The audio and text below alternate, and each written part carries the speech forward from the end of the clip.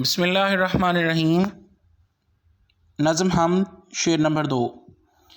گو سب سے مقدم ہے حق تیرا ادا کرنا، بندے سے مگر ہوگا حق کیسے ادا تیرا۔ تشریح۔ اللہ تعالیٰ نے انسان کو اشرف المخلوقات کے درجے پر فائز کیا ہے۔ انسان کو بے شمار نعمتیں عطا کی ہیں۔ اس کائنات میں اس کی ہدایت اور آخرت میں کامیابی کے لیے اپنے انبیاء اور رسل کو مبعوث فرمایا، اپنی محبوب ترین کتاب قرآن مجید کو نازل فرمایا، لیکن اس دنیا میں آنے کے بعد انسان اس کائنات کی رنگینیوں میں گم ہو کر اپنی تخلیق کے اصل مقصد کو بھول جاتا ہے۔ شاعر بیان کرتے ہیں کہ انسان کے ذمے واجب الادا تمام حقوق میں سے اللہ تعالیٰ کا حق سب سے مقدم ہے۔ شاعر کہتے ہیں کہ انسان کو سب سے پہلے اللہ تعالیٰ کا حق ادا کرنا چاہیے۔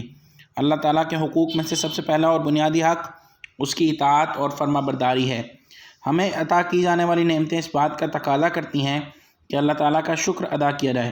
اللہ تعالیٰ نے ارشاد فرمایا، اگر تم میری نعمتوں کو شمار کرنا چاہو تو انہیں گن نہیں سکتے۔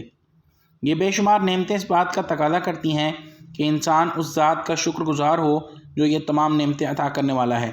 شکر کا بہترین طریقہ یہ ہے کہ اللہ تعالیٰ کی اطاعت و فرما برداری کی جائے۔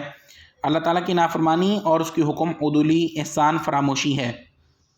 انسان کو چاہیے کہ اللہ تعالیٰ سے اپنا تعلق قائم کرے اور اپنی تمام تر توانائیاں اس کی اطاعت و فرما برداری میں صرف کرے، کیونکہ وہی ذات ہے جو ہمیشہ قائم رہے گی، باقی کسی ذات کو بقا نہیں ہے۔ بقول شاعر، محبت کرنی ہے تو خدا سے کر، ان مٹی کے پتلوں سے وفا نہیں ملتی۔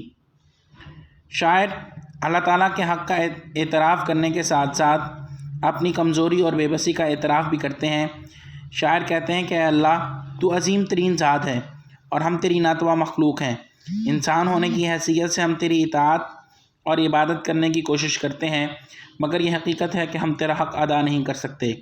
ہم تیرا حق ادا کرنے کی کوشش میں اپنی جان کا نذرانہ بھی پیش کر دیں تو بھی یہ حق ادا نہیں ہوگا۔ قول شاعر، جان دی ہوئی اسی کی تھی، حق تو یہ ہے کہ حق ادا نہ ہوا۔